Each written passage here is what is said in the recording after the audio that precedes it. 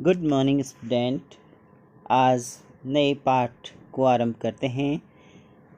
नया पाठ है उपसर्ग प्रत्यय। आज हम उपसर्ग और प्रत्यय पढ़ेंगे। तो सबसे पहले उपसर्ग किसे कहते हैं। आप सभी ने पहले प्रीवियस क्लासेस में भी पढ़ा था उपसर्ग किसे कहते हैं।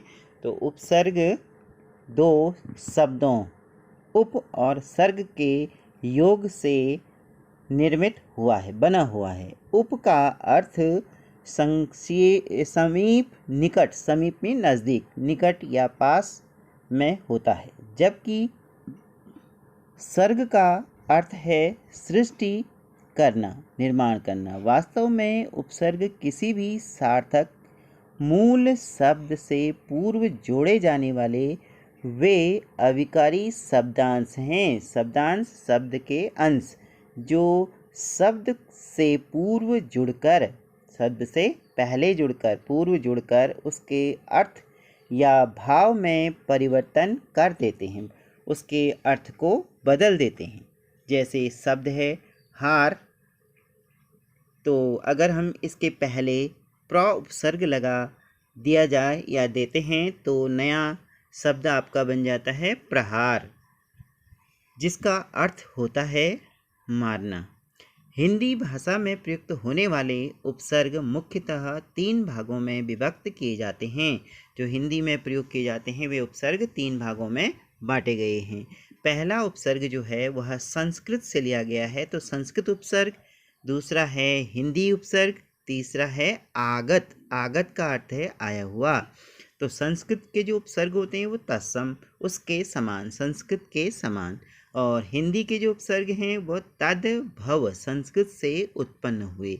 और आगत जो हैं वह विदेशी भाषाओं से, जैसे जो विदेशी भाषाएं अंग्रेज लोग यहाँ आए तो अपनी अंग्रेजी उन्होंने, उनके जो वर्ड हैं, उनके जो शब्द हैं वह उनसे, जो शब्दों से उपसर्ग जो हैं वह उनसे लिए गए हैं, विदेशी भाषाओं से। ऐसे ही उर्दू के हैं, तो इनको हम क्या कहते हैं, आगत।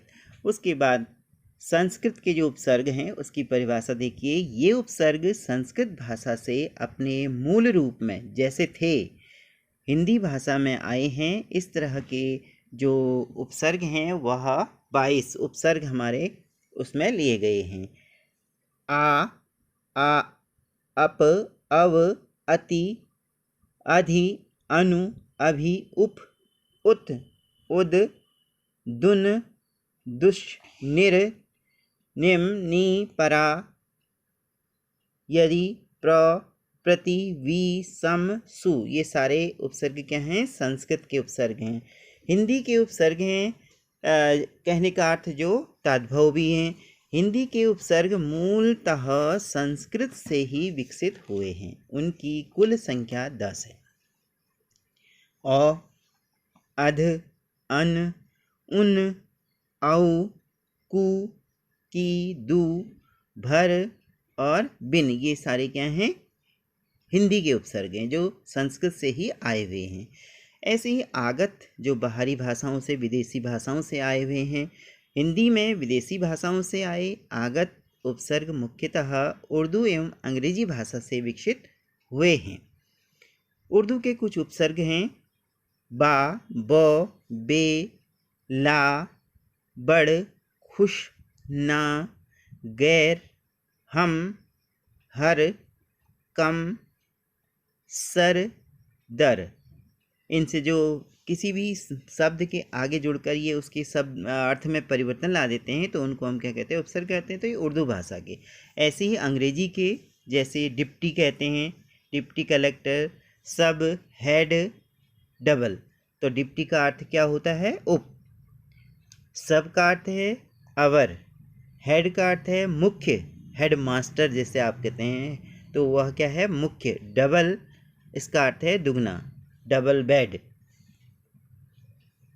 प्रत्यय, अब है प्रत्यय। उपसर्ग आगे जुड़े थे तो प्रत्यय देखिए, प्रत्यय 2 शब्दों से बने हुए हैं। जैसे उपसर्ग उप और सर्ग से बना था, वैसे ही प्रत्यय प्रति और क्या है, प्रति और उस प्रत्यय, प्रत्यय 2 शब्दों से बना हुआ है। प्रति का अर्थ होता है क्या, प्रति का अर्थ है साथ, पर बाद में, साथ में है लेकिन बाद में है। जबकि अय का अर्थ है चलने वाला। प्रति धन अय था ना, तो प्रति और अय, प्रति का अर्थ है साथ में पर बाद में, और अय का अर्थ है चलने वाला। अतः प्रत्यय का अर्थ क्या हो गया? शब्दों के साथ पर बाद में चलने वाला या लगने वाला। उपसर्ग पहले लग रहे थे, अब प्रत्यय देखिए शब्दों के बाद में लग रहे। प्रत्यय किसी भी सार्थक मूल शब्द के पश्चात जोड़े जाने वाले वे अभिकारी शब्दांश हैं। वहाँ पर भी आपने शब्दांश पढ़ा था, शब्द का अंश, शब्द का भाग, जो शब्द के अंत में जुड़कर उसके अर्थ में या भाव में परिवर्तन ला देते हैं। जैसे सफल एक शब्द है, उसके आगे ता जोड़ देते हैं तो सफलता। अच्छा, धन आई, अच्छाई। प्रत्यय मुख्यतः 2 प्रकार के होते हैं। उपसर्ग आपने पढ़ा था 3 प्रकार के, अब ऐसे ही प्रत्यय क्या हैं? 2 प्रकार के, कृत प्रत्यय और तद्धित प्रत्यय। प्रत्यय देखिए, कृत प्रत्यय क्या हैं? क्रिया या धातु के साथ जुड़ते हैं, और तद्धित जो हैं वो गैर धातु या क्रिया के साथ जोड़े जाते हैं। कृत प्रत्यय किसे कहते हैं? कृत क्रिया या मूल धातु के अंत में जो प्रत्यय जुड़कर संज्ञा अथवा विशेषण शब्दों का निर्माण करते हैं, वे कृत प्रत्यय कहलाते हैं, और उनके मेल से बने शब्द कृदंत कहलाते हैं। क्रिया या मूल धातु से जुड़े हैं तो उन बने हुए शब्दों को हम क्या कहते हैं? कृदंत कहते हैं। कृदंत पढ़ाई देखिए, पढ़ और आई, सुनवाई, सुन धन वाई, तो ये जो पढ़ाई और सुनवाई हैं ये कृदंत शब्द हैं। तद्धित प्रत्यय जो शब्दांश धातुओं या क्रियाओं को छोड़कर अन्य शब्दों अर्थात संज्ञा, विशेषण, सर्वनाम आदि शब्दों के बाद में या अंत में लगकर अन्य शब्दों की रचना करते हैं, वे तद्धित प्रत्यय कहलाते हैं, और उनके मेल से बने हुए शब्द तद्धितांत कहा जाता है। उन शब्दों को तद्धितांत कहा जाता है। जैसे बनारस, अब आप जानते हैं बनारस का एक संज्ञा है ना, उसमें ई जोड़ देते हैं तो बनारसी। यहाँ पर संज्ञा, विशेषण, सर्वनाम आएंगे। वैसे ही चाचा क्या है? ये भी संज्ञा है, तो यहाँ पर एरा शब्द जुड़ा तो चचेरा हो गया। इस प्रकार बने शब्द तद्धित प्रत्यय, जो ई और एरा हैं ये प्रत्यय हैं, तो इन्हें हम क्या कहेंगे? तद्धित प्रत्यय हैं। और ये जो शब्द बने हैं बनारसी और चचेरा, ये तद्धितांत शब्द हैं। अभ्यास कार्य इसको पढ़ने के बाद समझकर आप इन अभ्यास कार्य को करेंगे। देखिए नीचे लिखे शब्दों में मूल शब्द और प्रत्यय अलग करके लिखो। अब नीचे हमने आपको शब्द दिए हैं, जैसे सजावट, कृपालु, लालची, झगड़ालू, खिलौना, तो इसमें आप मूल शब्द और प्रत्यय छांटकर अलग करेंगे।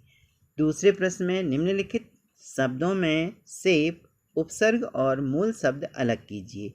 यहाँ पर आपको क्या करना है? उपसर्ग अलग करने हैं। पहले क्वेश्चन में आपको प्रत्यय अलग करने थे, यहाँ पर उपसर्ग अत्यधिक, प्रत्येक, सुशांत, प्रत्युपकार, अत्यंत। उपसर्ग और मूल शब्द अलग कीजिए। धन्यवाद।